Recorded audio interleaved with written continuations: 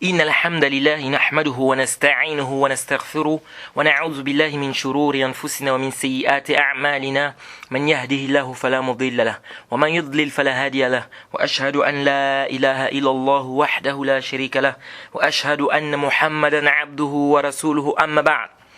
Les louanges appartiennent à Allah subhanahu wa ta'ala. On le loue pour tout ce qu'il nous accorde comme grâce et comme bien. Et on lui demande, n'est-ce pas, de nous secourir, n'est-ce pas, et on recherche la protection auprès de lui contre le mal de nos âmes et contre le mal de nos mauvaises actions. Celui qu'Allah a guidé, personne ne peut l'égarer. Celui qu'Allah a égaré, personne ne peut le guider. Et nous attestons qu'il n'y a aucune divinité vraie qui mérite l'adoration en dehors d'Allah et que Mohammed est son messager et son serviteur. Alors nous sommes toujours dans notre programme de Ad-Durar al-Bahiyya fil Masail al-Fiqhiyya, c'est-à-dire les perles magnifiques concernant les questions de jurisprudence de l'imam Mohammed ibn Ali al-Shawkani rahimahullah. Et nous sommes dans le chapitre de la prière. Kitab al-Salah, nous sommes dans le Kayfiyat al-Salah, c'est-à-dire la description de la prière, n'est-ce pas, du prophète Mohammed sallallahu alayhi wa sallam. Alors, le dernier point dont on a traité, c'était sur les invocations du ruku' et du sujoud. Est-ce que c'est wajib ou c'est pas wajib? Et on a également parlé du fait que le ruku' et le sujoud sont des piliers dans la prière. Jade. Alors aujourd'hui, nous allons détailler, nous allons avancer, nous allons continuer comme nous l'avions si bien dit. Comment est-ce qu'on doit se prosterner? Parce que après avoir fait après cette levée du ruku', lorsque tu dis Sami'a Allahu liman hamida, ensuite tu vas au sujoud. Alors comment est-ce que je descends au sujoud? Est-ce que je descends au sujoud avec les mains ou je descends au sujoud avec les genoux? Alors il y a un khilaf des savants sur la question. On a rappelé qu'il y a des savants qui ont dit qu'on descend avec les genoux, d'autres ont dit qu'on descend avec les mains, et d'autres ont même dit, tu descends avec ce que tu veux. Que ce soit les mains ou les pieds. Mais ce qui n'est pas bien, c'est de descendre avec force. Et on va détailler ça, Inch'Allah. Alors, sur cette question, nous avons deux hadiths. Sur cette question, nous avons deux hadiths essentiels. De ces deux hadiths, il y a eu un khilaf. Le premier hadith, c'est le hadith d'Abi Huraira. Le hadith est rapporté par Abu Daoud, Tirmizi et Nasa'i. Où il dit قال, Abu Huraira nous dit, radiallahu anhu, il dit قال رسول الله صلى الله عليه وسلم إذا سجد أحدكم فلا يبرك كما يبرك البعير وليضع يديه قبل ركبتيه. Il dit quoi? إذا سجد أحدكم, si l'un d'entre vous se prosterne, فلا يبرك كما يبرك البعير وليضع يديه قبل ركبتيه. Le prophète a dit, si l'un d'entre vous se prosterne, qu'il ne descende pas comme le fait le chameau, qu'il mette ses mains avant ses genoux. Qu'il mette ses mains avant ses genoux. Le hadith est clair. Ça c'est le premier hadith. On a un autre hadith qui a été rapporté de Wa'il ibn Hujr. Celui-là, il est rapporté par Abu Daoud, Tirmizi, Nasa'i ibn Majah. Il dit ceci, Wa'il ibn Hujr. Il dit, رأيت النبي صلى الله عليه وسلم إذا سجد وضع ركبتيه قبل يديه. Ah, là, il y a un problème. Il dit ceci, il dit, j'ai vu le messager d'Allah, sallallahu alayhi wa sallam, lorsqu'il se prosternait, il mettait ses genoux avant ses mains. Ah, il y a un problème là.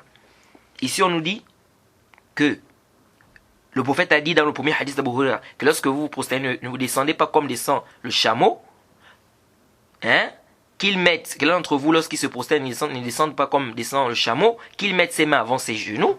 Et dans un autre hadith, on nous dit qu'on a vu le prophète se prosterner, il a mis les genoux avant les mains. Vous voyez pas qu'il y a un problème là? Ah, il y a un problème. De là, il y a eu un khilaf des savants. Certains savants ont travaillé avec le hadith de Wa'il ibn Hujr, qui dit que le prophète descendait avec les genoux. D'autres ont pris le hadith d'Abu Huraira où le prophète a dit qu'on doit mettre quoi? Les mains avant les genoux. Et je tiens à rappeler qu'Ibn Hazm, rahimahullah, lui voit qu'on doit descendre avec les mains. Et il voit que c'est wajib. Il fait partie des savants qui ont dit quoi? Que c'est wajib, c'est obligatoire. Et je ne connais pas un savant qui l'a suivi dans ça. Wallahu ta'ala a'lam. Je ne connais pas un seul savant qui l'a suivi dans ça, que c'est obligatoire. Lui, il dit que c'est wajib de descendre avec les mains. Pourquoi? Parce qu'il dit ici, c'est un ordre. Le prophète a dit qu'il mette ses mains avant les genoux. Et on va détailler ça tout à l'heure, Inch'Allah. Alors, le premier hadith d'Abu Huraira, le madar du hadith, c'est quoi? C'est le hadith de Muhammad ibn Hassan. عن أبي الزناد عن الأعرج عن أبي هريرة به قال رسول الله صلى الله عليه وسلم. جيد. C'est Mohammed ibn Abdullah ibn Hassan qui rapporte ça de Abi Zinad, qui lui rapporte de A'raj, qui lui rapporte d'Abi Huraira. Jade. Alors, ce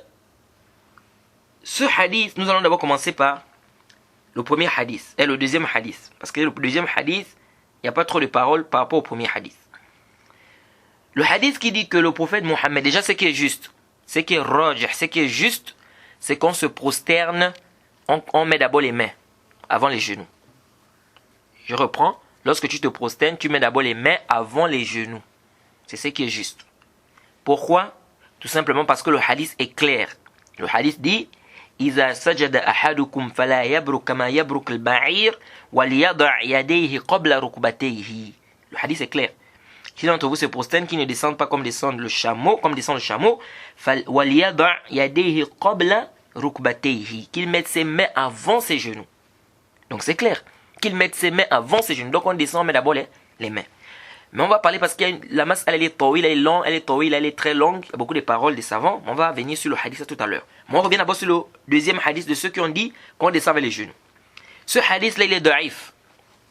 Le hadith qui dit que Wa'id ibn Hujjar a dit qu'il a vu le prophète Mohammed sallallahu alayhi wa sallam descendre avec les genoux, ou descendre de mettre d'abord les genoux avant les mains, c'est un hadith qui est da'if, la yasih wa la yasbut.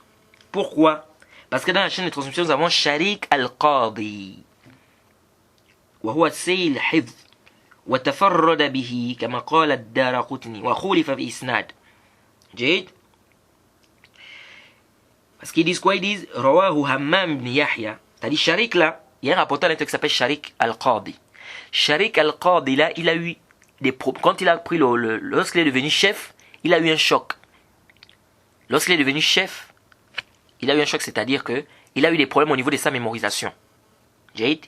Il n'avait plus la même mémorisation qu'il avait avant de devenir chef. Jade. Qu'est-ce qui s'est passé? Wallahu a'lam. Peut-être, vous savez, quand tu deviens aussi chef, il y a maintenant beaucoup d'occupations. Hein? Peut-être le manque de révision. Wallahu ta'ala a'lam. Ce qui est sûr, c'est quoi? C'est qu'il a eu quoi? Un problème de quoi? De mémoire. Jade. Il a eu un problème de mémoire. Donc sa mémorisation a pris un coup. Ce n'était plus comme avant qu'il ne prenne avant qu'il ne devienne qadi, qu'il devienne juge. Jade. Alors, donc ce rapporteur-là, il a des problèmes. Il est dans la chaîne de transmission. Donc ça rend le hadith da'if. Ça c'est un. Deuxièmement, il a été contredit par d'autres rapporteurs. Puisque Hammam ibn Yahya, il a rapporté ça de Shaqiq, qui a rapporté de Asim ibn Kulayb, mais il a rapporté le hadith mursal. Il n'a pas cité Wa'il ibn Hujjar. Est-ce que vous suivez? Et donc, Sharik ibn Abdullah al-Qadi là, lui il est venu là rapporter ça quoi? Mawsoul. C'est-à-dire il a amené ça jusqu'à Wa'il, jusqu'à Abu Huraira. Et donc, beaucoup de savants, tels que l'imam Tirmidhi, ils ont dit quoi? Ils ont dit que ce qui est sahih, c'est la version qui est mursal. Quant à la version qui arrive jusqu'au prophète, c'est da'if. Donc c'est mursal. Si c'est mursal, ça veut dire quoi? Mursal, on a déjà dit, c'est un tabi'i qui rapporte directement du prophète sans citer le rapporteur intermédiaire entre lui et le prophète. Jade. Que le prophète mettait ses genoux avant les mains. Ça c'est mursal. Donc si c'est mursal, le tabi'i ne peut pas dire que le prophète mettait ses genoux avant les mains du moment où il n'a pas rencontré le prophète. Donc il doit nous citer qui lui a dit ça. Et donc le hadith c'est quoi? C'est da'if. Et certains ont fait quoi? On aussi parlé sur cette riwaya là aussi qui est venue mursal là aussi. Beaucoup de paroles. Bref, à la kulli hal, ce qu'il faut retenir ici, c'est quoi? C'est que ce hadith qui dit que Wa'il ibn Hujr, il dit qu'il a vu le prophète Mohammed sallallahu alayhi wa sallam mettre d'abord les genoux avant les mains. Sachez que cette version, c'est une version qui est da'if. Une version qui est da'if. Pourquoi? Tout simplement parce que qu'il y a un rapporteur qui s'appelle Sharik al-Qadi et il avait une mauvaise mémorisation. Et donc son hadith est da'if, la yasih wa la yasbut. Jade. Alors, si ce hadith est da'if, ce hadith qui dit que le prophète l'a fait, alors il nous reste un problème. Ça veut dire qu'on revient sur le hadith d'Abu Huraira, où le prophète dit de mettre les mains avant les genoux. Mais ce hadith aussi, certains ont dit que c'est da'if. Certains ont dit quoi? Que le hadith est quoi? Est da'if. وهذا قول ليس بالصحيح. Cette parole-là n'est pas juste. Cette parole-là n'est pas juste. Il y a des savants qui ont rendu ça da'if. Tel que l'imam al-Bukhari, Jade, bien que l'imam al-Bukhari dans son sahih, il a mené ta'liq, quand il a cité une parole d'Ibn Omar, que Ibn Omar mettait d'abord ses mains avant les genoux. Qu'il a été rapporté d'Ibn Omar, l'imam Bukhari a cité ça dans son sahih, ta'liqan, que Ibn Omar, il mettait d'abord les mains avant les genoux. Jade. Donc c'est comme si l'imam Bukhari penche vers cet avis-là. Mais il a dit qu'il a da'ifé le hadith qui dit quoi? Que le prophète a dit ne vous prosternez pas comme se prosterne le chameau, ou bien ne descendez pas comme descend le chameau, mettez les mains avant les genoux. Jade. Alors vous entendez des gens qui viennent aujourd'hui disent quoi? Ils disent il n'y a aucun hadith authentique sur la question. Ils disent que ce soit le hadith qui dit de descendre avec les genoux, c'est da'if, que ce soit le hadith qui dit de descendre avec les mains, c'est da'if. هذا الكلام ليس بالصحيح البتة. Le hadith d'Abu Huraira où le prophète Mohammed sallallahu alayhi wa sallam dit إذا سجد أحدكم فلا يبرك كما يبرك البعير وليضع يديه قبل ركبتيه. Ce hadith il est authentique sans doute et nous allons détailler ça tout à l'heure inshallah que c'est un hadith qui est authentique. Jade, c'est un hadith qui est authentifié par plusieurs savants, parmi lesquels le cheikh Mohammed Nasruddin Al-Albani rahimahullah. Jade, parce qu'on entend beaucoup de gens aujourd'hui, on voit beaucoup de gens qui disent oh non c'est da'if, oh non c'est da'if. Pourquoi c'est da'if aussi? Il ne sait pas. Mais j'ai entendu tel dire que c'est da'if. Non, c'est pas un problème de tu as entendu tel dire que c'est da'if. Il faut expliquer aussi. Et puis si tu sais que tu suis cet avis-là, mais ne débat pas aussi. Parce que tu fais un taqlid, tu ne maîtrises pas, tu as dit ah, tu as seulement entendu, khalas, fais le naql et puis tu laisses. Mais quand tu viens faire le naql et puis tu veux maintenant faire le munaqasha, ça veut dire que là tu as le ilm. Alors, donc, certains disent que c'est da'if. Déjà Ibn al-Qayyim al-Jawziyya, rahimahullah, il a fait tout un long bahth sur ce hadith. Et il a da'ifé ce hadith. Il a dit c'est un hadith qui est da'if, la yassih. ليش؟ لماذا ضعف هذا الحديث? Pourquoi Ibn al-Qayyim al-Jawziyya, pourquoi il a dit que ce hadith est da'if? Il dit tout simplement parce qu'il est maqloub. Parce qu'il est quoi? Maqloub. C'est quoi le hadith maqloub? Le hadith maqloub, c'est un hadith qui a été inversé.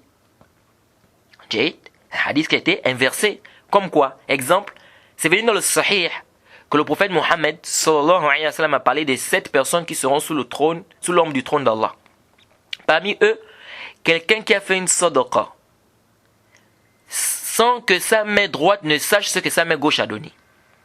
Les savants disent quoi? Ce hadith est maqloub. Que ce qui est authentique, c'est quoi?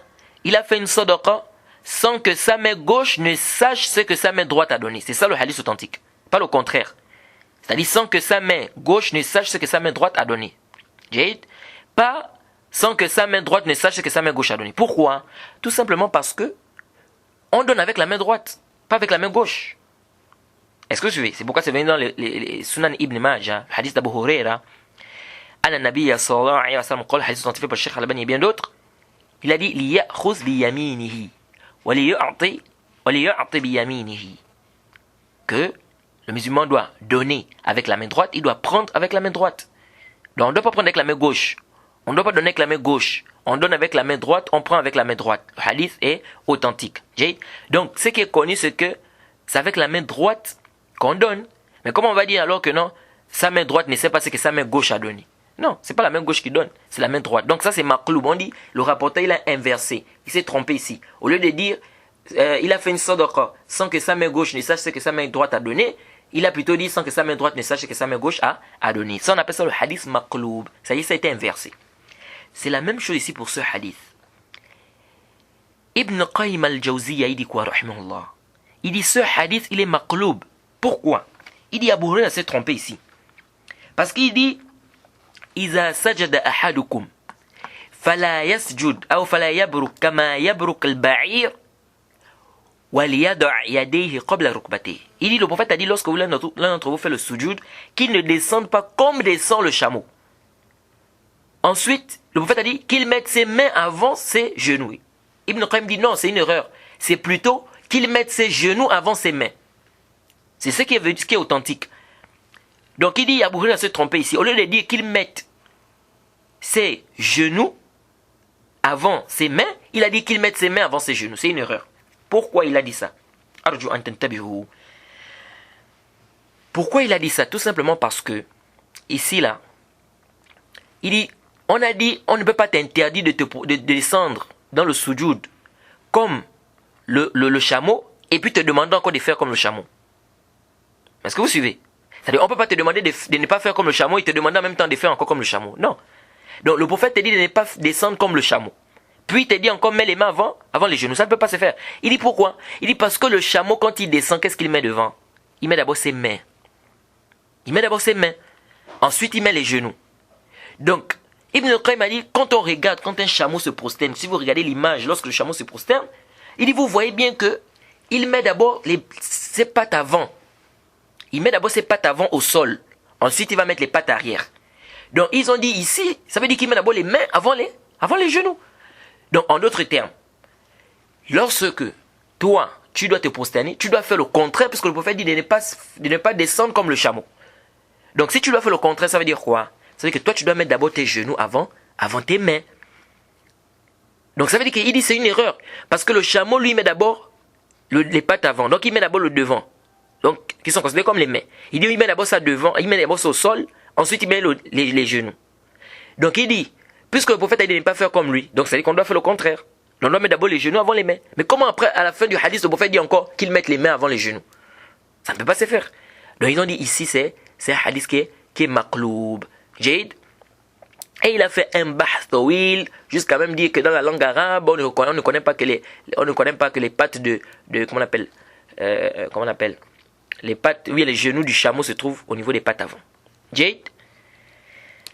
Alors, est-ce que ça, c'est sahih? Nous disons, hadha laysa bis-sahih. Et on va répliquer à ça tout à l'heure. Mais avant ça, commençons d'abord par ceux qui ont voulu da'ifer ce hadith d'Abu Huraira qui dit qu'ils mettent les mains avant les genoux. Certains ont voulu da'ifer ça ou certains ont da'ifer ça. Commençons d'abord par ça. Ceux qui ont dit que le hadith est da'if, ils ont dit que c'est da'if pourquoi? Ils disent c'est da'if tout simplement parce que تفرد الداراوردي به عن محمد بن عبد الله. C'est-à-dire, Abdulaziz al-Darawardi, c'est un rapporteur, il dit le seul qui a rapporté ce hadith-là de Muhammad ibn Abdullah. De tous les étudiants de Muhammad ibn Abdullah, al-Darawardi là, il est le seul qui a rapporté le hadith-là de Muhammad ibn Abdullah. Jayd ibn Hassan. Il disait, il y a un problème. Tous ces étudiants-là, Muhammad ibn Abdullah, beaucoup des étudiants. Pourquoi c'est seulement Ad-Darawardi qui rapporte ce hadith? Tous les autres, là, ils n'ont pas écouté ce hadith. Deuxièmement, ils ont dit Tafarrada Muhammad hadha an Abi Zinad. Donc, Ad-Darawardi, Abdulaziz Ad-Darawardi, il est le seul qui a rapporté ça de Muhammad ibn Hassan. Muhammad ibn Abdullah al-Hassan. Ibn Hassan. Jayd. Deuxièmement, Muhammad ibn Abdullah ibn Hassan, il est le seul aussi qui a rapporté ce hadith d'Abu Zinad. Jayd, ils disent comment? Ils disent Abu Zinad, il avait beaucoup des étudiants. Parce qu'on a dit que c'est Muhammad ibn Abdullah ibn Hassan qui a rapporté d'Abu Zinad, qui a rapporté de A'raj, qui a rapporté de qui? D'Abu Huraira, que le prophète Mohammed sallallahu alayhi wa sallam a dit. Jayd, sa chaîne de transmission. Ils disent, Muhammad ibn Abdullah ibn Hassan, là aussi, il est le seul qui a rapporté de Abu Zinad. Alors, tous les élèves d'Abu Zinad sont où? Dans ce hadith. Pourquoi c'est seulement lui qui a rapporté ce hadith? Ça, c'est deuxièmement. Troisièmement, ils ont dit que l'imam Bukhari a dit La adri as-sami'a Muhammad ibn Abdullah ibn Hassan an Abi Zinad am la. Ils disent que l'imam Bukhari a dit je ne sais pas. Muhammad ibn Abdullah ibn Hassan là, est-ce qu'il a entendu même d'Abi Zinad ou pas? Ils ont dit voilà. l'imam Bukhari ici, il reconnaît ici, où il réunit le fait que Mohammed ibn Abdullah ibn Hassan ait entendu d'Abu Zinad. Donc s'il n'a pas entendu d'Abu Zinad, ça veut dire qu'il y a une coupure dans la chaîne de transmission. Et s'il y a une coupure, ça veut dire que c'est munqati'. Et donc c'est da'if. Voilà comment certaines personnes ont dit que ce hadith, il est da'if. Wa kullu hadha la yasih. Tout ça là, c'est pas juste. Laysa bis-sahih. C'est pourquoi Cheikh Al-Albani, rahimahullah, al-muhaddis al-asr, bila niza', sans débat, le savant des hadiths de notre époque, Cheikh Al-Albani, il a fait un rad à ceux qui ont da'ifé ce hadith, avec ces illallah, à cause de ce que je viens de vous citer là. Et donc, tout d'abord, nous allons d'abord commencer par quoi? Par le premier truc. Ils ont dit Tafarrad ad-Darawirdi. Ad-Darawirdi est le seul qui a rapporté ça de Mohammed ibn Abdullah. Et Shishkal. Et Shissawi. Et après, il y a quoi? Est-ce que ici, parce que Ad-Darawirdi est le seul qui a rapporté de Abdullah et de Mohammed ibn Abdullah ibn Hassan, cela voudrait dire que le hadith il est da'if? Non. Non. On ne peut pas dire que le hadith est da'if comme ça. Ad-Darawirdi, c'est un rapporteur. C'est vrai, les savants divergent dans son cas. Mais Aqal al-Shay, c'est quoi? Il est Sadouk. Sadouk, ça veut dire quoi? Ça veut dire qu'il n'est pas un menteur. Mais sauf que, fi shay, fi hifzi. Mais il est Sadouk. Un rapporteur qui est Sadouk, lorsqu'il vient dans une chaîne de transmission, le hadith, il est quoi? Il est Hassan. Le hadith authentique, il est Hassan. Donc, Ad-Darawirdi, on ne peut pas venir dire ici, parce qu'il est le seul qui a rapporté un hadith de son professeur, qu'on ne prend pas ça. Non. Attention, là on est en train de faire on est en train de lui donner un wahm, bidouni hujja, il n'y a pas de dalil. Parce que, si peut-être, ils avaient un même cher, ils ont rapporté le même hadith, et que lui il apporte une parole que les autres n'ont pas apportée, là c'est autre chose. Mais ici, il est le seul qui a rapporté ce hadith là de son professeur. Le problème est où? C'est-à-dire, les autres n'ont pas rapporté ce hadith. Si les autres avaient rapporté le même hadith que lui, maintenant eux, ou bien lui il a ajouté quelque chose que les autres n'ont pas ajouté, là on peut dire oui il y a un problème parce qu'ils ont tous entendu le même hadith. Mais pourquoi lui il ajoute ce que les autres n'ont pas? Là c'est autre chose. Mais ici là, lui il apporte un hadith que les autres n'ont même pas rapporté aslan. Où est le problème? C'est pourquoi l'imam Shafi'i, rahimahullah, lorsqu'il a parlé du shuzuz, qu'est-ce qu'il disait? Il disait ce n'est pas le shaz, c'est pas le fait qu'un rapporteur rapporte un hadith que les autres n'ont pas rapporté. C'est pas ça le shaz. Il dit mais le hadith shaz, c'est qu'un rapporteur rapporte une chose qui contredit ce que les autres ont rapporté. C'est là où on parle de shuzuz. L'imam Shafi'i le dit, rahimahullah. C'est pourquoi ils vont t'amener parmi les conditions du shuzuz, il faut quoi? Il faut ce qu'on appelle le mukhalaf, il faut la contradiction. Ils disent mais ici là il contredit qui? Il ne contredit personne puisque il est le seul qui a rapporté ça. Il ne contredit personne ici. Est-ce que vous suivez? Si au moins les autres avaient rapporté le même hadith que lui et ils avaient contredit, oui. Là on peut dire, il a contredit. Mais ici, personne n'a rapporté ça. Il est le seul de tous les étudiants. Donc ici, le fait qu'il rapporte ça de son professeur et personne ne le contredit dans ça. Pourquoi on va dire que on ne prend pas ça? C'est vrai. Certains savants peuvent rendre un hadith da'if, certains savants du hadith, lorsque par exemple il y a un professeur par exemple qui a des étudiants, et que parmi ces étudiants, il y a peut-être un qui a des problèmes de mémoire par exemple, et il rapporte un hadith qui est un pilier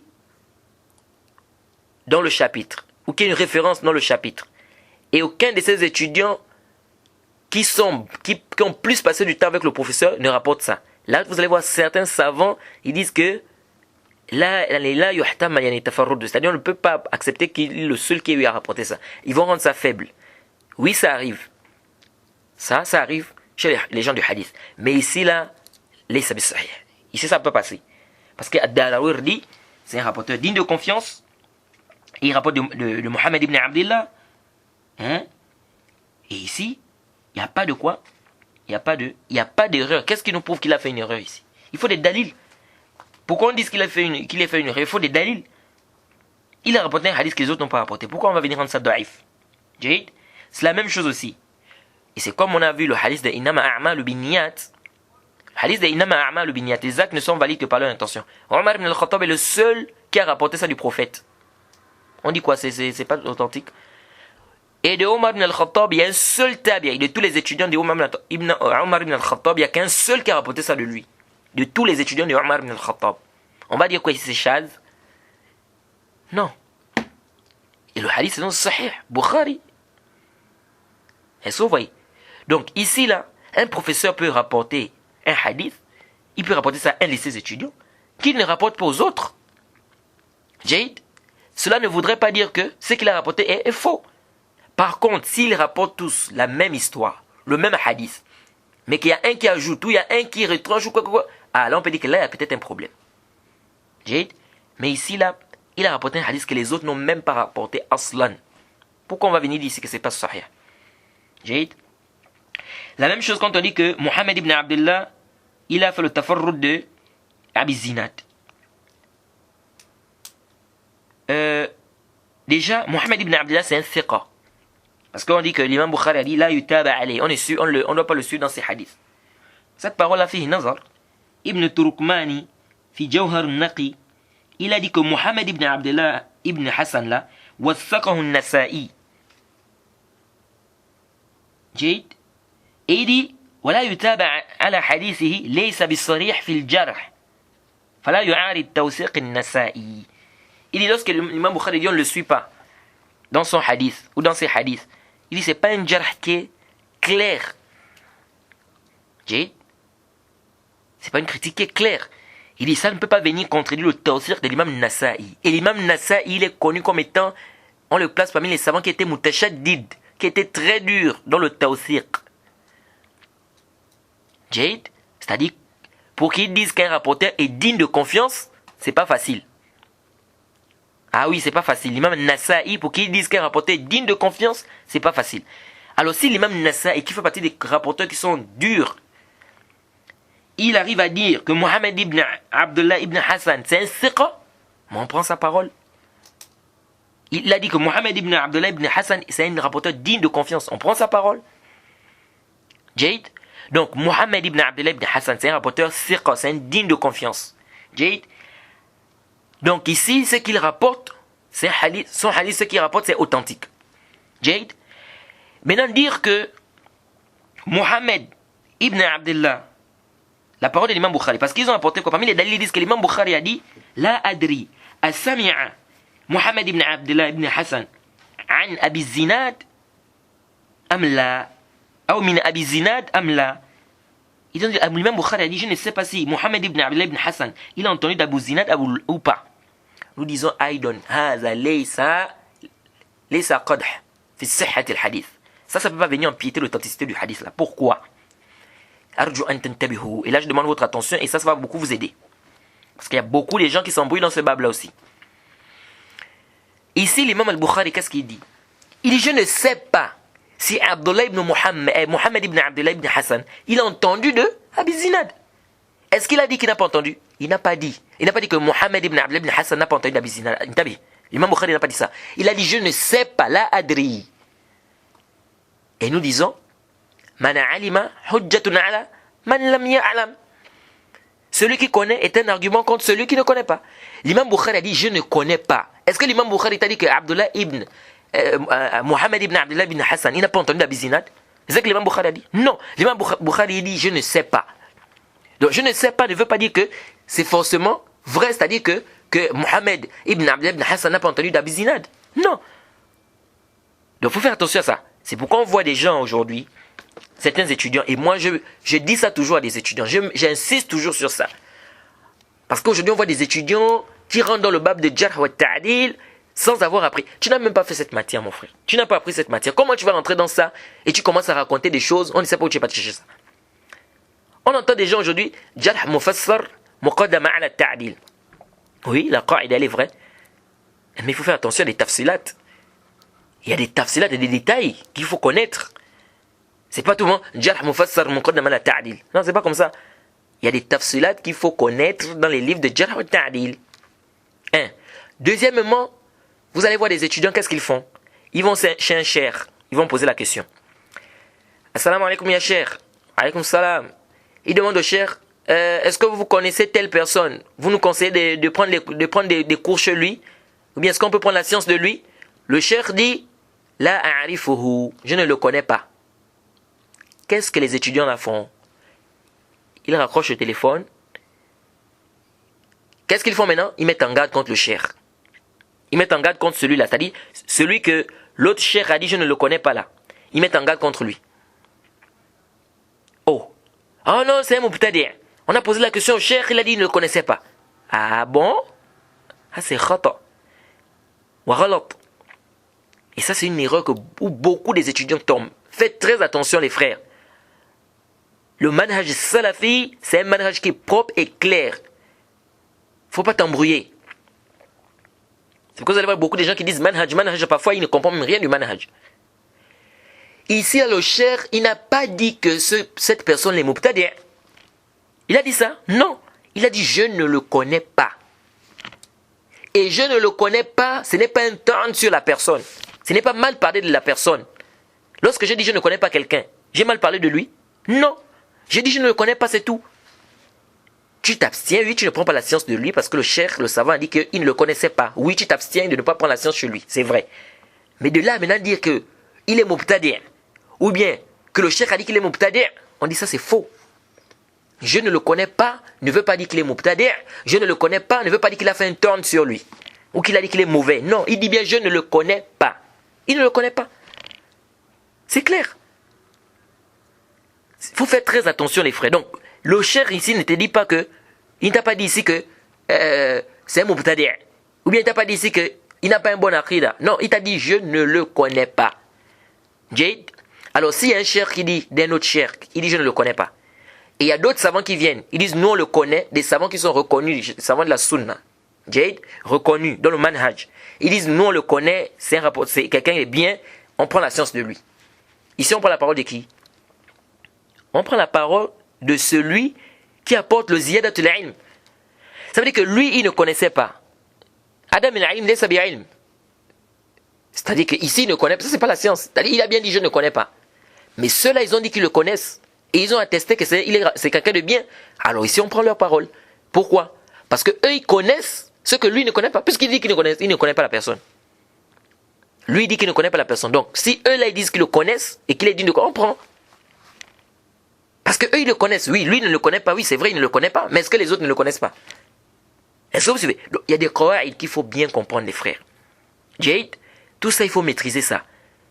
Il faut connaître les maratib dans le Jarh wa Ta'dil, qui est mutashaddid, qui est mutasahil, qui est mu'tadil, à quel moment on prend cette parole, à quel moment on ne prend pas. Tout ça, c'est des qawaïd qu'il faut apprendre. C'est pas comme ça, tu te lèves un bon matin, Jarh mufassar. Et puis, je ne le connais pas. C'est pourquoi il dit que quand l'imam Bukhari, par exemple, a dit ici, que on ne le suit pas dans ce hadith, il dit ce n'est pas un Jarh qui est clair. Et quand quelqu'un dit je ne le connais pas, est-ce que ici on va venir dire qu'il a fait un turn sur lui? Il a mal parlé de lui ou bien il a fait un tahdir? Non. Ici, le cheikh t'a simplement dit je ne le connais pas. Donc le cheikh là ne le connaît pas. Maintenant, cherche à voir s'il y a d'autres savants qui le connaissent. S'il y a aussi les autres ne le connaissent pas, ça c'est autre chose. Mais tu vois les étudiants, le cheikh a dit qu'il ne le connaît pas.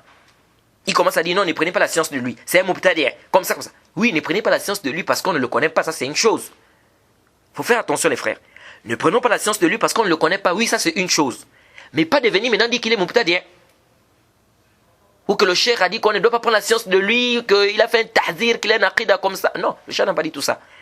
Le cheikh a dit je ne le connais pas. Et c'est normal, on ne peut pas aller comme ça pour prendre la science de quelqu'un, on ne connaît pas qui il est. Surtout à notre époque où c'est vraiment tout un désordre. Jade. Donc il faut faire attention. Donc l'imam al-Bukhari ici, je reviens pour dire que l'imam al-Bukhari ici, il a dit je ne le connais pas, la arif, je ne connais pas. Si Mohammed ibn Abdullah ibn Hassan, il a entendu d'Abi Zinad. Mais il y a d'autres savants qui vont quoi? Qui vont par exemple affirmer. Et ici là, l'imam Bukhari dit ça pourquoi? Parce que l'imam Bukhari c'est connu. Parmi les conditions que l'imam Bukhari met pour qu'un hadith soit authentique, il faut qu'il soit prouvé clairement que la personne qui rapporte de l'autre est entendue de lui. Il doit être clairement dit sami'tu, ou akhbarani, ou akhbarana, ou anba'ana, haddathana, ou haddathani. Tous les termes qui sont utilisés pour montrer quoi? Le litisol. Jade. Donc, l'imam al-Bukhari s'est connu son manhaj sur ça, sa condition sur ça. Par contre, beaucoup de savants ne sont pas de cet avis. Tel que l'imam Muslim et bien d'autres. Et l'imam Muslim il a même fait un rad dur. Si vous lisez le Sahih Muslim, le Muqaddim à l'introduction, vous allez voir que l'imam Bukhari a fait un rad dur à cette condition-là. Hein? Jusqu'il a même dit que celui qui a mené cette condition-là, aucune personne ne l'a précédé dans ça. Il a utilisé des termes durs si vous lisez même. Bien évidemment, d'autres savants sont roudés, ils ont dit non. Qu'il y a des savants qui sont venus aussi avec cette condition-là. L'imam Bukhari n'est pas le seul à amener cette condition-là. Bref, ce qui nous intéresse ici, c'est quoi? Et c'est un long khilaf là-bas. La masala du sama', c'est un long khilaf. Un bahs tawil. On ne peut pas détailler tout ça ici. Mais ce qu'il faut retenir, c'est quoi? C'est que beaucoup de savants te disent quoi? Nous avons un rapporteur. S'il est digne de confiance, ce n'est pas un menteur. Suivez attentivement. Ce n'est pas un menteur. Jade, ce n'est pas un moudallis. Il est siqa, il est digne de confiance. Il a une bonne mémorisation. Ce n'est pas un moudallis aussi. Ce n'est pas une condition. Et qu'il a une possibilité de rencontre entre lui et son cher, ou entre lui et la personne vers qui il rapporte, ou de qui il rapporte. Ici, là, les savants te disent ici que, même s'il dit an, c'est mahmoul ala l'ittisal. Ça veut dire qu'il a entendu. Je reprends. Un rapporteur, Jade, il rapporte d'un autre. Ce rapporteur-là, par exemple, Mohamed rapporte de Qasim. Mohamed, il est digne de confiance, par exemple. C'est pas un mudallis. Le tadlis, c'est quoi? An yarwi rawi amman sami'a minhu ma lam yasma' minhu bi alfaz tahtamilu as-sama'. Le tadlis, c'est quoi? C'est le fait qu'un rapporteur rapporte. Ça, c'est le tadlis, c'est isnad. Parce que sinon, le tadlis, il y a plusieurs types de tadlis. Mais ça, c'est la définition du tadlis, c'est isnad. Dont il est question. Le tadlis, isnad, c'est quoi? C'est le fait qu'un rapporteur rapporte. Un rapporteur qui a entendu de son cher rapporte de lui des hadiths qu'il n'a pas entendu de lui. Jade? Ça, c'est le tadlis. Et le tadlis, il y a les marotib. Ibn Hajar a parlé de ça, qu'il y a 5 marotib par rapport au tadlis. Jade? Bref, celui qui est mudallis, pour comprendre son hadith, qui est dans la 3e catégorie, le martabat al-thalitha, comme a dit Ibn Hajar, parce que le premier martabat, deuxième, cela, il n'y a pas de problème. 3e martabat, 3e niveau, ceux-là, ils doivent dire clairement sami'tu. S'il ne dit pas sami'tu, s'il ne dit pas j'ai entendu, c'est-à-dire s'il ne dit pas qu'il a entendu ça de celui de qui il rapporte, on ne prend pas. Le hadith est daïf. Cette condition-là, c'est une condition pour celui qui est mudallis. Mais quelqu'un qui n'est pas mudallis, c'est pas une condition qui dise j'ai entendu. Jade, il suffit qu'il soit un rapporteur digne de confiance. Il ne ment pas. C'est pas un menteur, c'est pas un tricheur, il ne ment pas. Et il y a une possibilité de rencontre entre lui et la personne de qui il rapporte. À ce moment, même s'il dit an, même s'il dit d'après, on prend le hadith, on dit il a entendu. Pourquoi? Parce qu'il n'est pas, c'est pas un mudallis. Et l'imam Muslim a apporté plusieurs dalils concernant cette question-là. Il dit par exemple, nous avons beaucoup de rapporteurs comme les compagnons du prophète qui disaient Nabi sallallahu alayhi wa sallam, qui disaient directement d'après le prophète Mohammed sallallahu alayhi wa sallam. Il ne cite pas, il ne dit pas j'ai entendu le prophète, il dit Nabi sallallahu alayhi wa sallam. Et l'imam Muslim a apporté plusieurs arguments par rapport à ça. Bref, ce qui nous intéresse ici, c'est quoi? C'est que ça, c'est l'avis de beaucoup de savants. Que imkaniyatil liqa, ça suffit. Le simple fait qu'il y ait une possibilité de rencontre, ça suffit. Par exemple, ils sont dans la même ville, ou sont dans le même quartier. Il dit, Mohamed est dans le même quartier que Qasim. Il dit, d'après Qasim. On dit ici, c'est pas un menteur, c'est pas un mudallis. Ça veut dire qu'il a entendu ça de Qasim. Jade. Par contre, quelqu'un est par exemple à la Mecque. L'autre, il est au Gabon. Jade. Et à l'époque là, par exemple, on prend par exemple le cas de cette époque où il n'y avait pas les avions, etc. Il dit, d'après... Bon, à la Mecque, c'est peut-être trop dire. Peut-être parce qu'ils se sont rencontrés aussi au Hajj. On va par exemple dire, l'autre aux États-Unis, un aux États-Unis, l'autre au Gabon. Et il dit, d'après Mohamed. Mohamed, lui, il est au Gabon. Qasim est par exemple aux États-Unis. Qasim dit, d'après Mohamed. On dit, ah là, il y a un problème. Parce que lui, il est aux États-Unis, lui, il est au Gabon. À cette époque-là, c'était vraiment les moyens de transport, c'était pas facile. Donc, ici, on dit la possibilité de rencontre est difficile. Donc, certainement, il n'a pas entendu ça de lui. Par contre, si la possibilité de rencontre est possible, l'imam Muslim et beaucoup de savants, ils disent ici, le hadith il est sahih. C'est pas un menteur, mais à condition, comme on a dit, que ça ne soit pas un menteur et que ça ne soit pas un moudallis. Jade, c'est pourquoi ils vont te dire que mais, le moudallis, en fait, on l'appelait moudallis. Pourquoi? C'est justement parce qu'il a utilisé un terme qui est connu chez les savants du hadith, qu'on considère ça comme étant al-ittisal. Parce que le moudallis, il te dit d'après. Mais quand tu dis d'après, on sait que normalement, d'après dans la langue arabe, ça ne veut pas dire que nécessairement que tu as entendu. Je peux dire d'après Mohammed, mais c'est quelqu'un qui m'a dit que Mohammed a dit. Je dis d'après Mohammed. Jade. Mais quand je dis j'ai entendu Mohammed, là c'est plus clair. Est-ce que vous suivez un peu? Mais ils disent, mais pourquoi on appelait moudallis? Tout simplement parce que il va utiliser un terme qui est connu que quand tu dis an, ça veut dire que tu as entendu. Chez celui qui n'est pas moudallis, alors lui il utilise le même terme là. Et ce terme là prête à interprétation diverse. C'est-à-dire on peut comprendre an, il a entendu directement comme il n'a pas entendu. Donc ils disent, le fait que le rapporteur dise an et qu'il soit digne de confiance, c'est pas un moudallis, et qu'il y ait une possibilité de rencontre entre lui et celui vers ou bien celui de qui il rapporte, ils disent ici on prend quoi?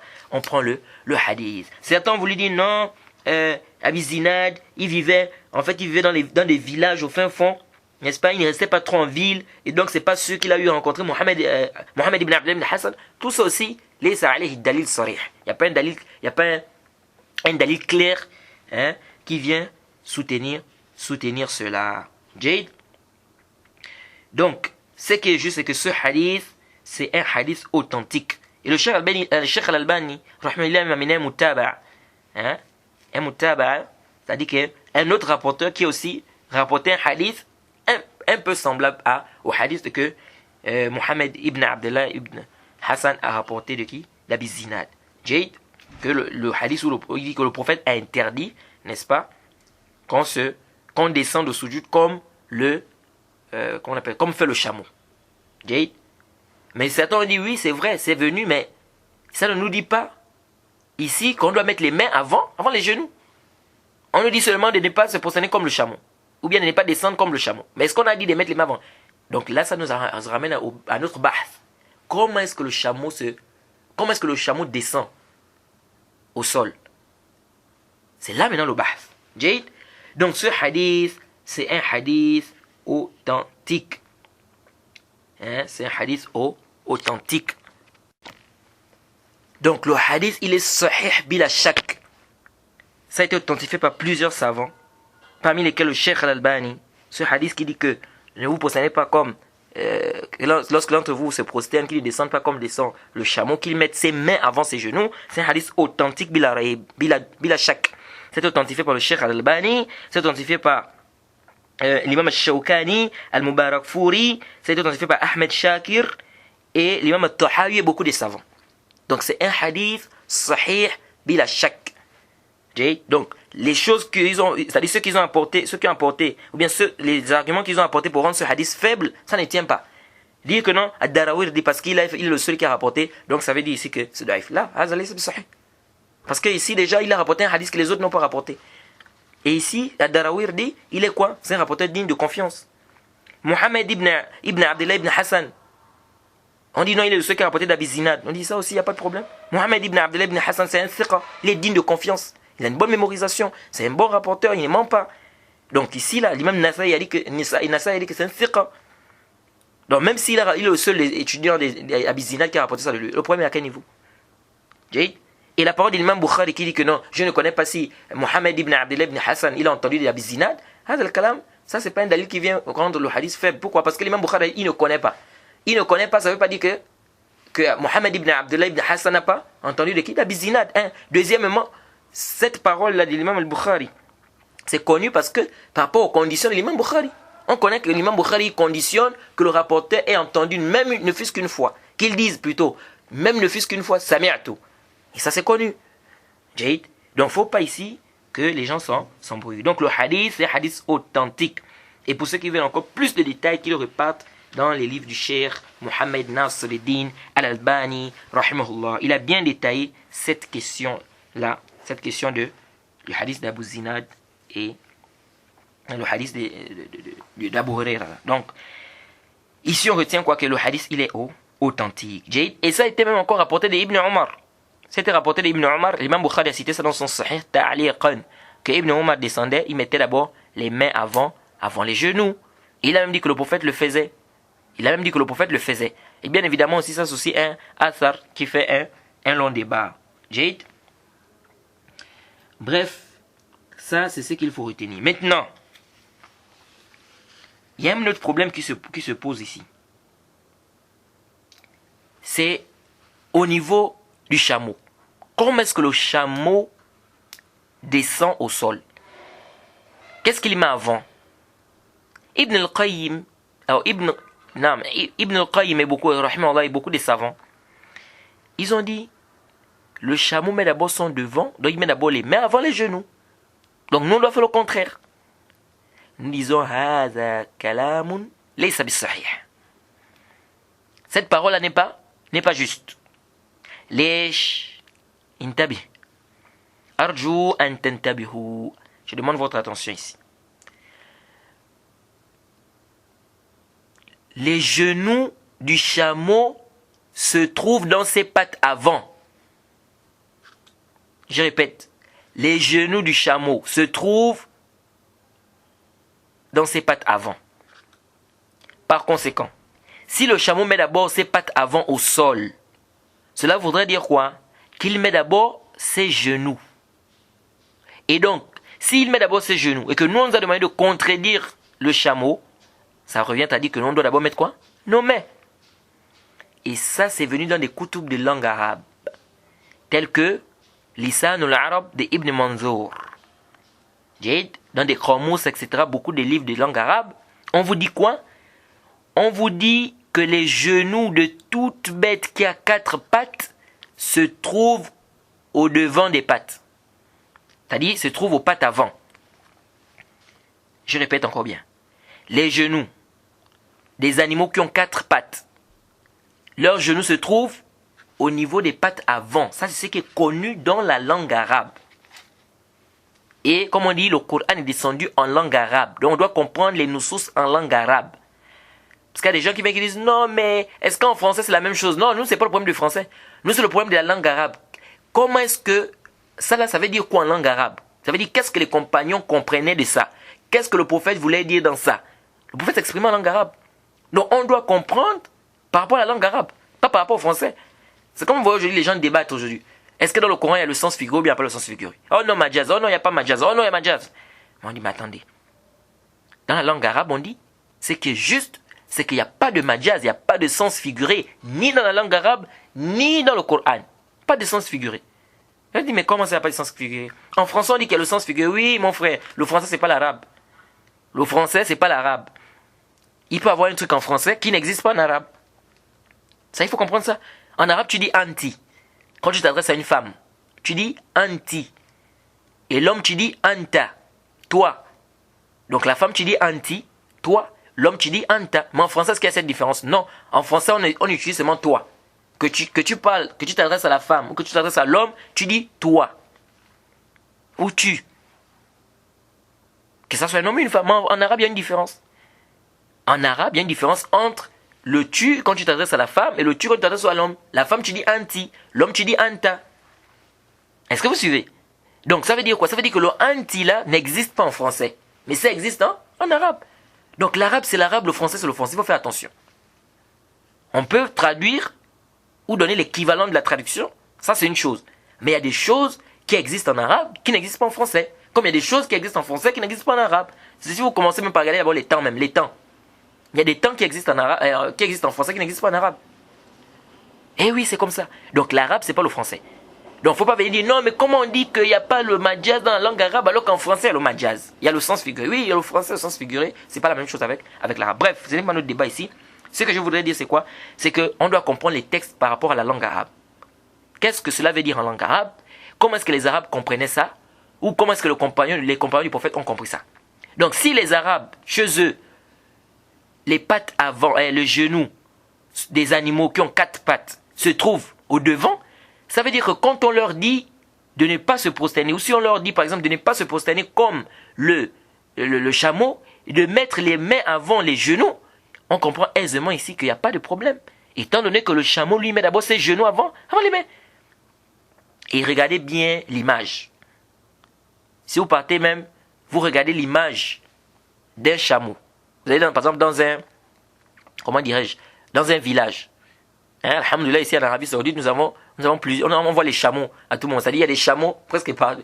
Dans des endroits où on peut facilement voir des chameaux. Il y a des endroits où on peut facilement voir des chameaux. Jade.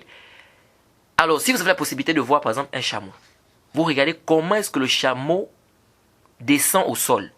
Vous allez voir qu'il y met d'abord les pattes avant. Et ces pattes avant là, ce ne sont pas ses... En fait, ses genoux se trouvent là-bas. Les genoux du chameau se trouvent là-bas. C'est pourquoi vous allez voir, si vous regardez bien, si vous regardez les pattes avant du chameau, vous allez voir que les pattes avant du chameau ressemblent à notre genou là. Vous voyez que le genou, c'est comme une bosse. Hein? Le genou de l'homme. Vous voyez, c'est comme s'il y a une bosse là. J'ai dit quand tu plies ça. Regardez les pattes avant du chameau. Vous allez voir que c'est un peu comme ça. Par contre, quand vous regardez les pattes arrière du chameau, vous allez remarquer que ça ressemble au coude. Les pattes arrière du chameau ressemblent à notre coude là. Quand tu plies le coude là, hein? Plie le coude, tu mets ça par l'arrière comme ça. Et tu vas voir que les pattes arrière du chameau, ou même des animaux, pas seulement le chameau, mais les animaux qui ont 4 pattes, vous allez voir que les pattes arrière, c'est comme le coude par l'arrière. Jade. Or, les pattes du devant, vous allez voir que c'est comme les genoux. Quand vous regardez bien, vous allez voir que c'est comme il y a une bosse là devant. Donc, les pattes avant du chameau, les genoux du chameau se trouvent au niveau de quoi? Au niveau de ses pattes avant. Maintenant, il y a des savants comme le cheikh Ahmoud Touwaijiri, rahimahullah, qui lui, il a fait un rad au cheikh Al-Albani sur cette mas'ala. Il a dit non. Il dit il y a aussi des savants de langue arabe aussi qui disent que les pattes, les genoux du chameau ne se trouvent pas au niveau des pattes avant. Il y a aussi des savants de la langue arabe qui disent ça. Ah, donc là, ça devient compliqué. S'il y a des savants de langue arabe qui disent ça, que les pattes avant ne se trouvent pas au niveau des genoux, et d'autres savants qui disent que ça se trouve, que les genoux ne se trouvent pas au niveau des pattes avant, et d'autres savants de langue arabe qui disent que les genoux se trouvent au niveau des pattes avant, donc il y a un problème. Comment on fait? Alors nous avons ici un dalil qui vient trancher la question, qui vient trancher sur la question. C'est quoi le dalil? C'est le hadith qui est venu dans le Sahih al-Bukhari, le hadith de Suraqa, qui fait partie des compagnons du prophète Mohammed sallallahu alayhi wa sallam. Il a dit quoi lorsqu'il poursuivait le prophète? Parce qu'avant qu'il ne s'islamise, vous savez, les Quraysh avaient donné quoi? Ils ont dit, celui qui va nous ramener le prophète Mohammed sallallahu alayhi wa sallam, il aura 100 chameaux comme récompense. Et donc Suraqa là, il était allé à la poursuite du prophète. Et le prophète a invoqué sur lui, n'est-ce pas? Et il ne faisait que tomber. Et il dit ceci, écoutez, ça c'est un arabe qui parle. Ça veut dire qu'il comprend, ça c'était avant qu'il s'islamise. Ça c'était un arabe qui parle et il comprend très bien la langue arabe. Il dit ceci. فَسَاخَتْ يَدَا فَرَسِي فِي الْأَرْضِ حَتَّى بَلَغَتَ الرُّكْبَتَيْنِ. Subhanallah. Écoutez, il dit, les deux mains de ma chamelle, ou bien les 2 mains de ma monture, c'est rentré dans le sol, jusqu'à arriver au niveau des genoux. Les 2 mains sont rentrées au sol, jusqu'à arriver au niveau des genoux. Donc dans la boue, jusqu'à arriver au niveau des genoux. Ça, c'est un texte qui vient trancher sur la question. Ça, c'est un compagnon du prophète qui parle, qui connaît la langue arabe. Il dit, les 2 mains de ma bête, ou de ma monture, ou de ma chamelle, sont rentrés dans la boue ou dans le sol jusqu'à arriver au niveau des genoux. Donc les genoux ici là sont au niveau de où? Au niveau des mains. Donc des pattes avant. Des pattes avant. Donc ça vient trancher sur la question. Donc venir dire que le hadith il est makloub, ça ne passe pas. Abu Huraira ne s'est pas trompé ici. Ou il n'y a pas des rapporteurs qui s'est trompé sur le hadith. Le hadith il est bien venu comme ça, c'est comme ça que c'est venu. C'est pas une erreur. Si l'un d'entre vous se prosterne, qu'il ne descende pas comme descend le chameau, mais qu'il mette ses mains avant ses genoux. C'est bien ça. Parce qu'eux, ils ont vu que c'est makoul. Pourquoi? Parce qu'ils ont vu que non, le chameau, en fait, il met d'abord les genoux. Il met d'abord les mains. Donc nous, on doit mettre les genoux. Non, le chameau met d'abord les genoux. Parce que ces genoux se trouvent au niveau de ses pattes avant. C'est pourquoi je dis, si vous regardez bien l'image, vous allez bien voir que le chameau, il descend, ses pattes avant ressemblent aux genoux. Au niveau de la bosse. Jade. Donc ça, c'est ce qu'il faut retenir ici. Donc ce qui est juste, as-sahih, c'est que tu descends avec les mains. Tu descends avec les mains, tu ne descends pas avec quoi? Avec les genoux. Et ça a été rapporté de Ibn Omar, comme j'ai dit, dans des hadiths. Jade. Et aussi, ceux qui ont dit qu'on descend avec les genoux, ils ont dit ça a été rapporté aussi de Omar ibn al-Khattab qui descendait avec ses genoux dans la prière. Bon, ça là, fihi bahth. Parce que les chaînes de transmission, il y a beaucoup de paroles, certains ont authentifié, il y a beaucoup de paroles sur les chaînes de transmission. Bref. Et donc ils ont dit, Omar ibn al-Khattab, radiallahu anhu, il descendait avec quoi? Les genoux. Donc nous aussi on descend avec les genoux. Jade. Et puis il y a d'autres savants qui te disent, en réalité même, le bourouk, c'est pas connu. Le bourouk, on fait le bourouk seulement avec les genoux. Le bourouk ne se fait pas avec les mains. Ils disent parce que le prophète a dit Fala yabrouk, kama yabrouk al-ba'ir. Et ils disent que le bourouk là, ce qu'on appelle en arabe bourouk, ça se fait avec quoi? Avec les genoux, c'est pas avec les mains. Le dalil de ça. Ils disent c'est venu dans le hadith de Anas ibn Malik, fils sahihayn, que lorsque, dans le Sahih Muslim, pardon, le hadith d'Abu Hurairah dans le Sahih Muslim d'abord, parce que c'est un autre hadith de Anas qui est venu, que lorsque Allah a fait descendre le verset où il dit Lillahi ma fis samawati wa ma fil ard wa in tubdu ma fi anfusikum aw tukhfuhu yuhasibukum bihi Allah. Qu'est-ce que les compagnons disent ici? Abu Hurairah dit fashtadda zalika ala ashabi rasulillahi sallallahu alayhi wa sallam fa ataw rasulullahi sallallahu alayhi wa sallam thumma baraku ala rukab. Thumma baraku ala rukab. Ils disent c'était dur pour les compagnons et donc ils sont venus lorsque le verset est descendu, ils sont venus vers le messager d'Allah, ils sont descendus avec les genoux. On a utilisé quel verbe ici? Baraka, donc. Fabaraku. Ou baraku ala rukab. Ils disent voilà. Donc ça nous montre que quand on dit le bourouk doit se faire avec les genoux. On ne fait pas de bourouk avec les mains. Par contre, là-bas, le prophète a dit qu'il ne se prosterne, fala yabrouk. Donc on a dit fala yabrouk. Donc ici, on te parle du bourouk. Ça veut dire ici quoi? Ça veut dire que si le bourouk c'est le fait de descendre avec les genoux, donc ça veut dire que tu ne dois pas descendre avec tes genoux. Parce que le bourouk ne se fait pas avec les mains. Ça se fait avec quoi? Avec les genoux. Jade. Donc, ça veut dire que même si on enlève la dernière partie qui dit qu'ils mettent les mains avant les genoux là, ils disent si on laisse seulement le problème du bourouk là, qu'on ne doit pas faire le bourouk comme le bourouk du ba'ir. C'est clair. Ils disent ça veut dire ici que ici on ne doit pas faire quoi? On ne doit pas descendre avec les genoux. Pourquoi? Parce que le bourouk c'est le fait de descendre avec les genoux et non pas de descendre avec quoi? Avec les mains. Parmi encore les dalils aussi qu'ils ont apportés pour justifier ça, que on ne doit pas descendre et que le bourouk c'est le fait de descendre avec comment on appelle? Avec les genoux, c'est que c'est venu dans le hadith de Anas ibn Malik fi sahihayn que Omar ibn al-Khattab c'est venu, on a dit fabaraka Omar ala rukbatayhi. وقال رضينا بالله ربا وبإسلام دينا وبمحمد نبيا فسكت. Jade. On dit que Omar est venu فبارك على ركبته. Il a fait le bourouk sur ses genoux. Donc il est descendu sur ses genoux. Et il a dit nous sommes satisfaits d'Allah comme Seigneur et de l'islam comme religion et de Mohammed comme prophète. Le hadith est dans le Sahihayn. Hein? Bukhari et Muslim. Et ils disent même que l'imam Bukhari a même le chapitre, il a dit Bab man baraka ala rukbatehi inda al-imam ou muhaddith. Celui qui va faire le bourouk sur ses genoux devant l'imam ou bien devant le muhaddith. Jade. Donc, de là, ils ont dit, ça veut dire que le bourouk ne se fait qu'avec les genoux.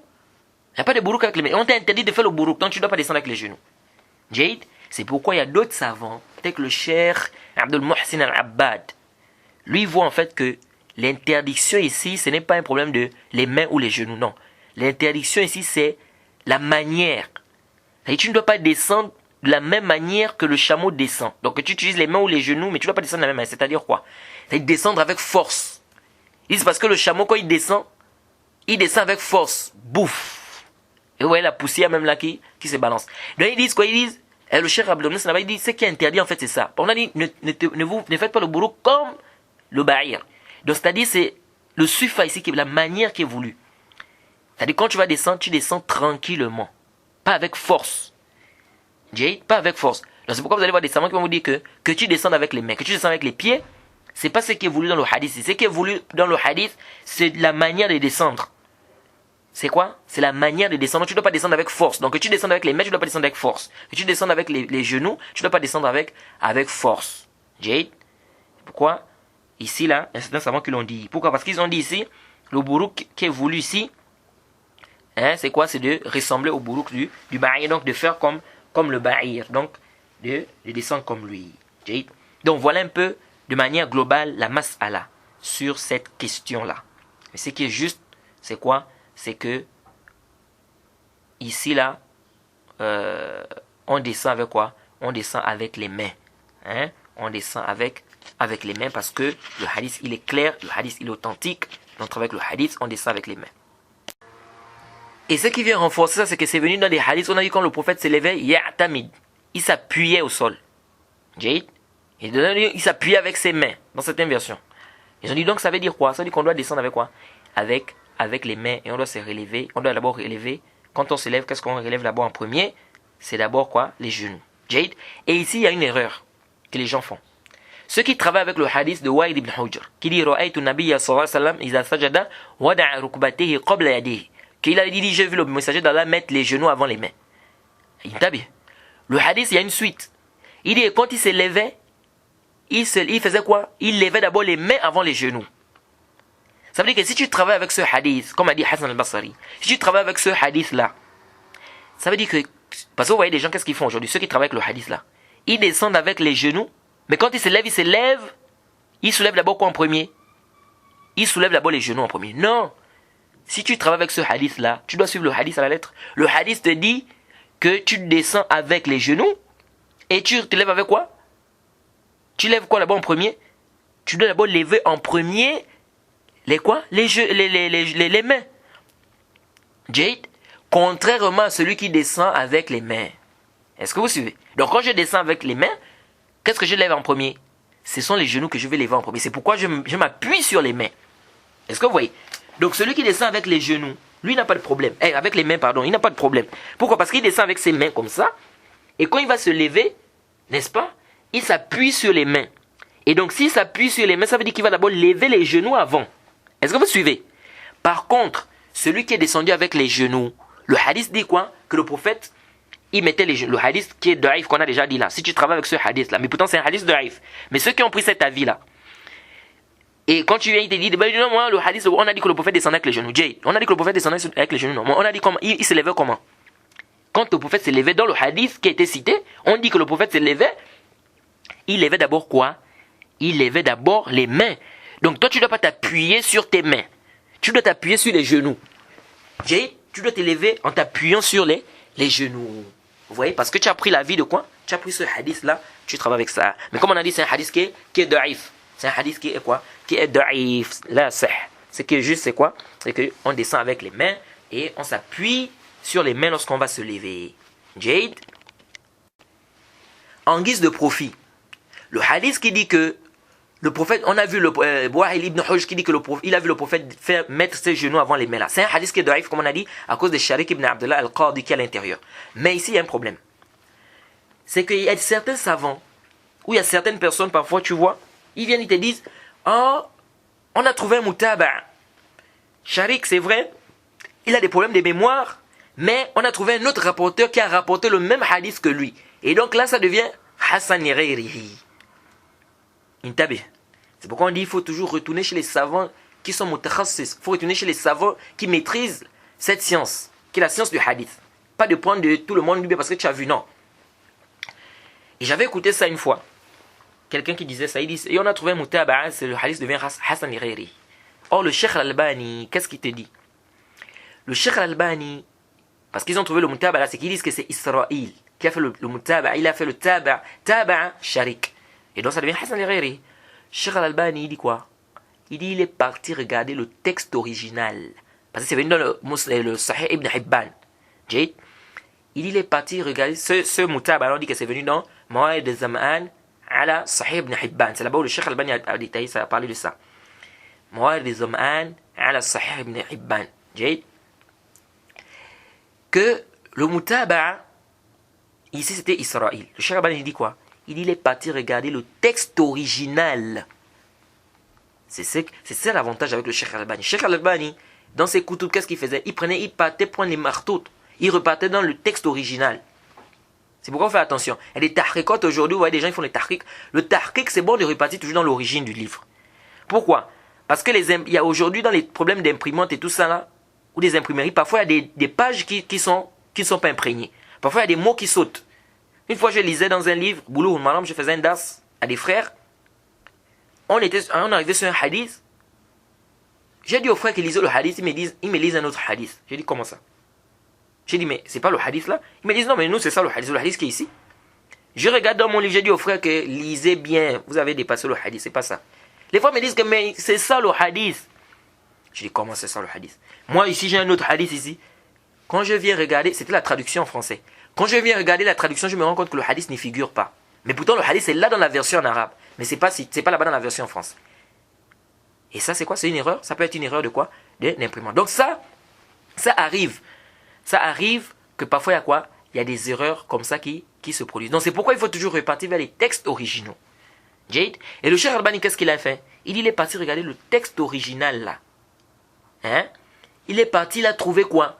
Il a trouvé que la personne qui était citée là-bas, c'était toujours Sharik. Ce n'est pas le rapporteur qu'on dit qu'il a suivi Sharik là. C'est toujours Sharik qui était là-bas. Donc si c'est toujours Sharik, c'est la même personne, donc le hadith ne peut pas se renforcer, ça reste toujours daïf. Est-ce que vous voyez un peu?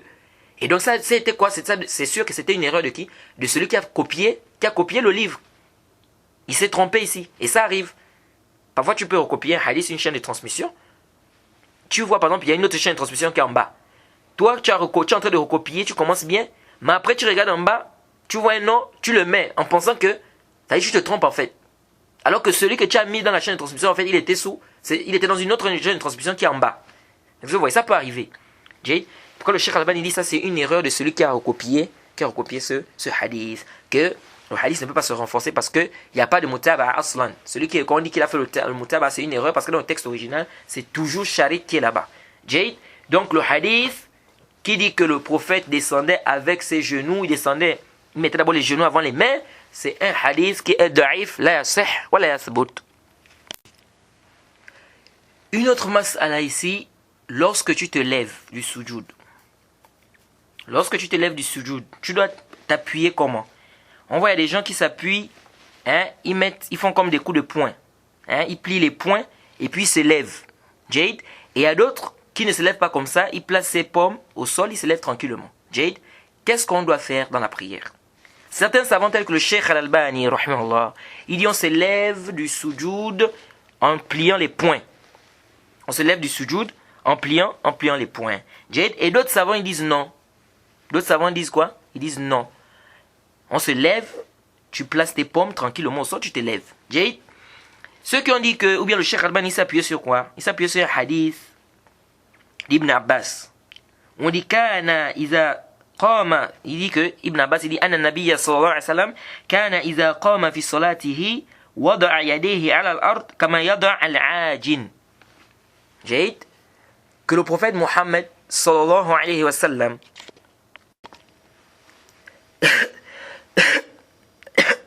pardon. Donc ici il dit que le prophète Mohammed sallallahu alayhi wa sallam, lorsqu'il se levait de sa prière, il mettait ses mains au sol comme fait le pâtissier ou le boulanger lorsqu'il fait la pâte. Et donc ils ont pris ça comme dalil. Cheikh Al-Albani dit voilà. Donc ça veut dire quoi ici? Ça veut dire que quand tu vas te lever, n'est-ce pas, du sujoud, lorsque tu vas te lever pour aller au deuxième raka, tu dois te lever en pliant les poings. Alors ce hadith, c'est un hadith qui fait débat. C'est un hadith qui fait quoi? Qui fait débat entre les savants. Et ce qui est juste, Allah Ta'ala a'lam, c'est que ce hadith, c'est un hadith daïf. Pourquoi? Et ça a été rendu faible par l'imam, le Cheikh Muqbil. le Cheikh Muqbil ibn Hadi al-Wadi'i, rahimahullah, savant des hadiths aussi, savant des ilal, savant des hadiths, il avait des bons coups, il a fait des bons livres aussi sur les questions des ilal. Il a dit quoi? Il a dit que le hadith c'est un hadith da'if. Pourquoi? Il dit, parce que dans la chaîne de transcription, il y avait un rapporteur qui s'appelle Haytham ibn Imran. ولم يوثقه إلى ابن حبان. هيثم ابن عمران ولم يوثقه إلى ابن حبان وهو يوثق مجهولين. Vous avez compris ça? Il dit parce qu'il y a un rapporteur à l'intérieur qui s'appelle Haytham ibn Imran. Et n'a fait ses éloges que Ibn Hibban. Ibn Hibban est la seule personne parmi les savants qui ont dit qu'il est siqa. Et Ibn Hibban, il est connu qu'il dit sur des rapporteurs qui sont inconnus, qui sont des siqa.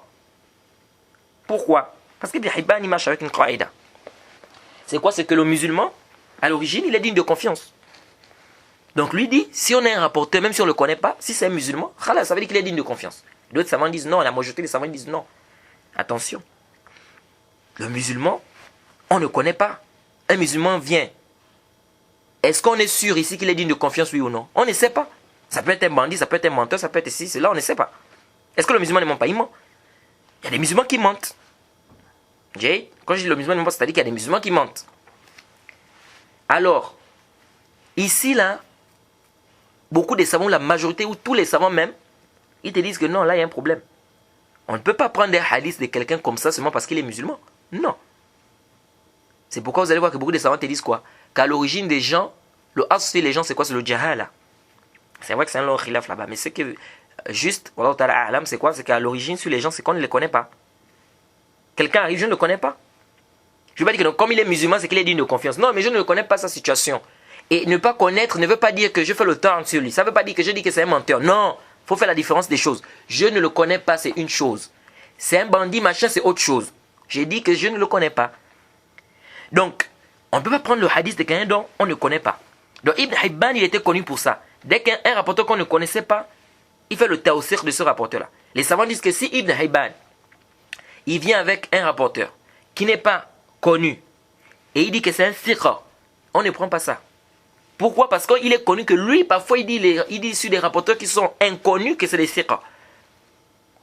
Pourquoi? Parce qu'il a sa base, il a sa règle. Jade?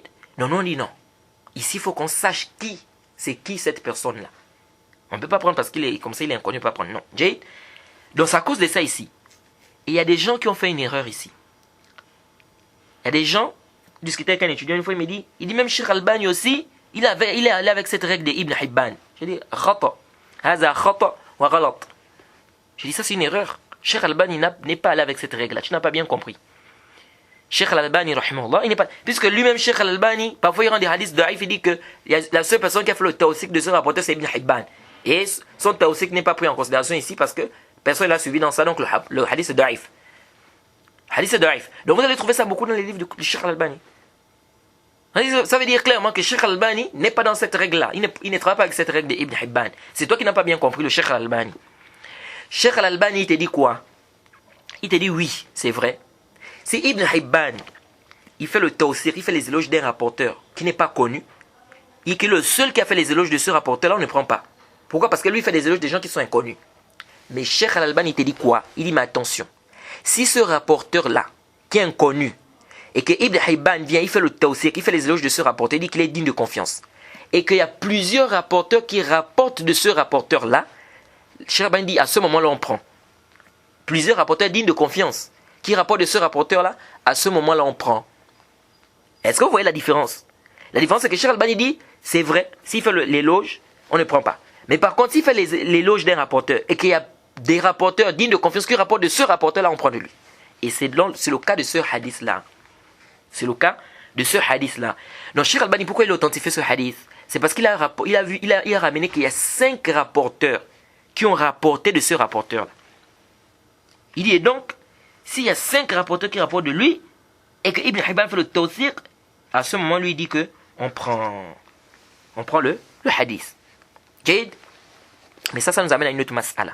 Mais ça, la fait nazar. Jade. Parce que c'est un long khilaf aussi là-bas. Pourquoi? Parce que le fait qu'un rapporteur digne de confiance rapporte d'un rapporteur, ça veut dire qu'il considère que ce rapporteur est digne de confiance. Ah, ça c'est la mas'ala ici. Ça c'est une mas'ala qui est traitée dans les livres des hadiths. Les hadiths. Un rapporteur, il est digne de confiance. Il rapporte d'une autre personne qui est inconnue. Est-ce que parce qu'il a rapporté d'une personne qui est inconnue, ça veut nécessairement dire qu'il considère que cette personne-là est siqa, est digne de confiance? Là, yalzam. C'est pas nécessaire, c'est pas forcément. Pourquoi? Parce qu'on a vu des rapporteurs qui ont rapporté des gens qui sont faibles. On a vu des rapporteurs dignes de confiance qui ont rapporté des gens qui sont da'if. Et lui-même, il sait qu'il est da'if, il rapporte de lui.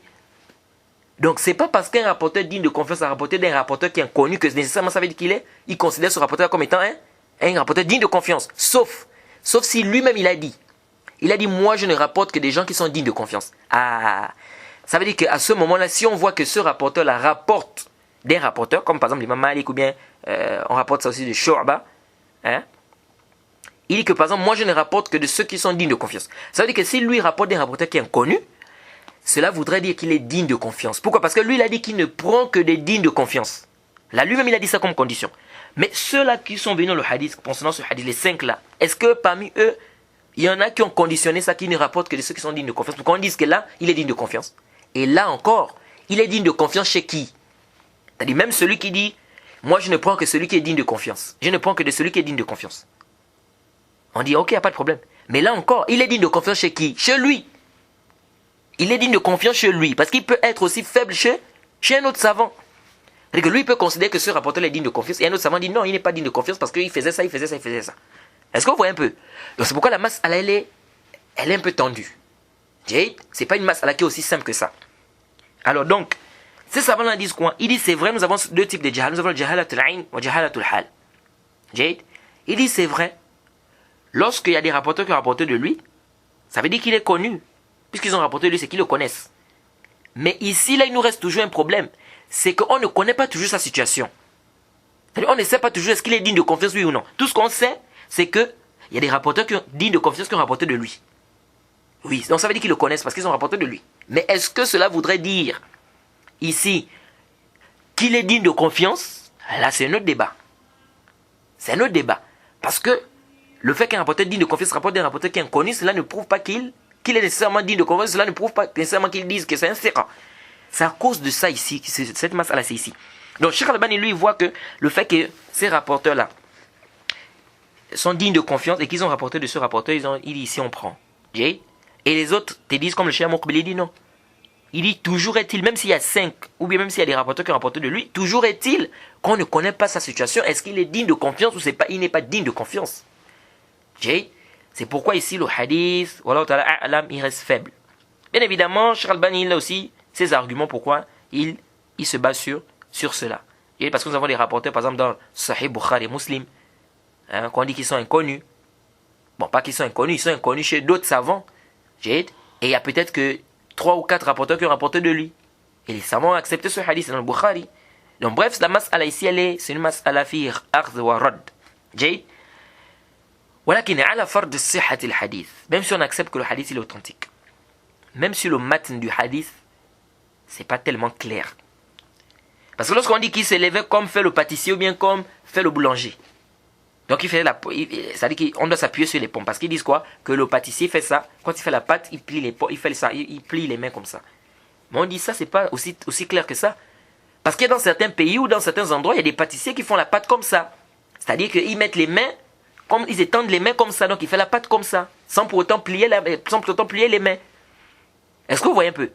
Donc, même si on prend le hadith, le hadith n'est pas clair sur la question. Est-ce que vous voyez? Donc vraiment, ce qui est juste, c'est que tu te lèves avec les pommes, avec les mains, oui, les pommes.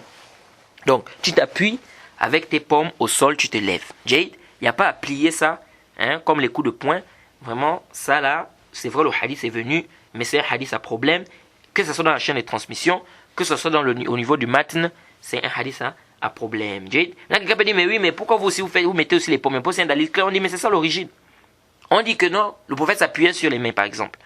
Si on dit que le prophète s'appuyait sur les mains, mais t'appuyer sur les mains, c'est ça l'origine, c'est que tu t'appuies comme ça, c'est ça qui est naturel. C'est plier les pommes qui nécessite vraiment un dalil. Est-ce que vous suivez? Donc voilà un peu ce qu'il faut dire ou ce qu'on peut dire par rapport à cette mas'ala-là, Jade. Donc on va s'arrêter par ici.